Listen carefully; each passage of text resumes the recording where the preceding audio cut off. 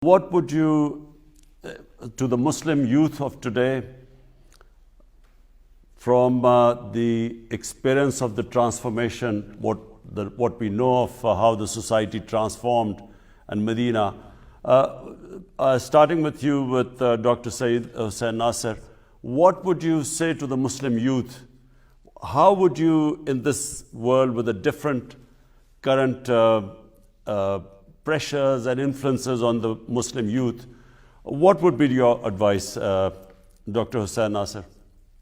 We're all concerned with our youth and live in exceptionally difficult times when on the one hand you have really the solution of modernism which dominated over the world for so long, combined with the weakening of the traditions which resisted those modernistic trends, combined with the destruction of nature and the environment.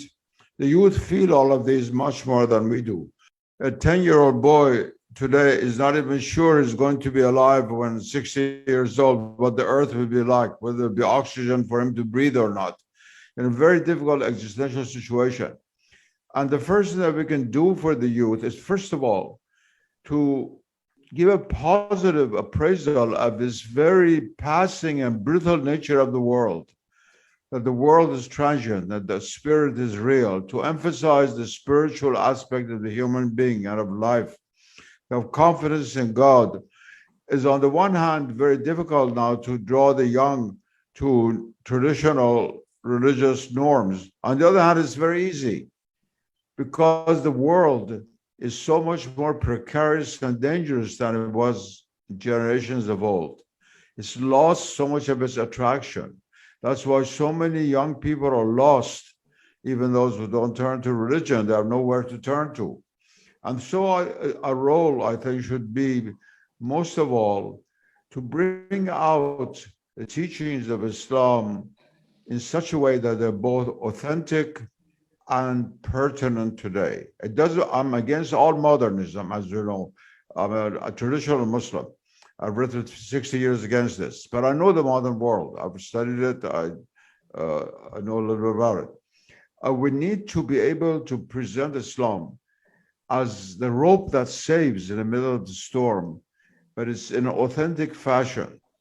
The passing fashions of the day that come and go, which so many young people are infatuated with, they're not going to solve anything. So we have two lessons to teach. On the one hand, to show what really the nature of the fads of today are that attract the youth, how passing they are, how insidious they are for the health of our souls and that of our children. And on the other hand, the ever-abiding reality of Islam, which has always been there, and for which the Prophet serves as the perfect model. In the second issue, we have a problem because a lot of people speak in the name of Islam without really practicing the virtues of Muslims, without really being Islamic. It's much worse than Marxism in a certain sense, which attacks religion. It's much better to attack religion than to try to emulate it as a caricature, making use of its name and its fame and its importance, but distorting it. But we live in such a world. We need more than talk. We need a reality of existence. We need people who can act as examples, from sportsmen to intellectuals, from writers to inventors. In every domain, we need people as models who are devout Muslims, who are dedicated really to the teaching of Islam and the Prophet, who at the same time love their society, love their fellow men, women, and the rest of nature, who are at the same time concerned with what concerns the young. I keep coming back to this world of nature. I'm the first person to have written about the environmental crisis, long before Lynn White or anybody else in the 1960s.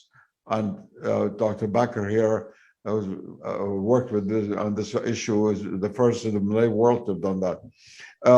This issue is the key to the life of the young, because if there's not going to be the future, why do all this talking? We need to have this idea of tawakkul ala Allah, that God takes care of his creation, and we are the Khalifatullah fil ard, given by God the duty to protect and to care for creation. How many of you know families, even in the West, where a 10-year-old knows more about nature than his 50-year-old father and criticizes his father and mother for being indifferent? This is the day in which we live.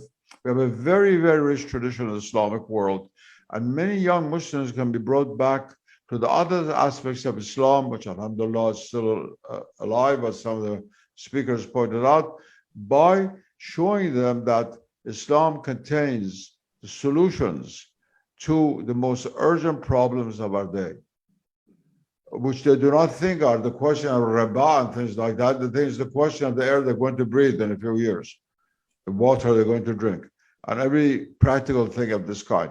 So we have a tremendous resource to draw from, but sometimes tremendous responsibility to draw from it. Your Excellency, I know this is also the subject of your concern in Pakistan, because I've read some of the things you've written and said that here and there, unfortunately not all. But a country like Pakistan, which is like my own country, if it doesn't pay attention to such issues, the next generation is not going to be able to live. Same with Iran, my own country, or any other country. I'm not trying to point Pakistan out as the only country.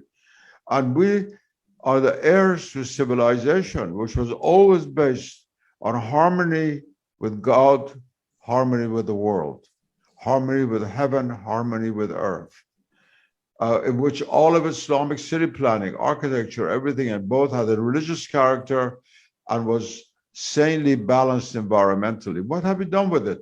We have to revive this, and we have to revive this on the basis of faith. And if we present these things to the young, they listen to it. I've had 60 years of experience of teaching in my own country, Iran, and the West, and other Islamic countries. And I know that once you talk about matters in this way, that is contemporary and understandable, a lot of people will listen.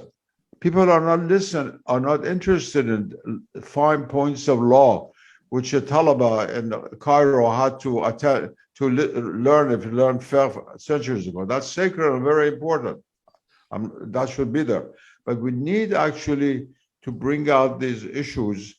And Your Excellency, I don't want to just to talk about Pakistan, but you're one of the very few Muslim leaders who is aware of these issues. Why don't you make Pakistan a place where meetings such as this take place regularly, where leaders even of young people who are interested in these things are brought to discuss these issues, and it will spread. There's no other place in the Islamic world which does it. No place. And inshallah, gradually this awareness will increase. As some of our speakers have said, the solution is not an immediate 24-hour engineering solution. It will take longer time, and I repeat, and I will end with this. The fact that a sitting prime minister of a country who's usually, like every other country, concerned with what's going to happen tomorrow, is now also concerned with what's going to happen after tomorrow, is a very good sign. That's a very, very good sign, and let's follow it, inshallah.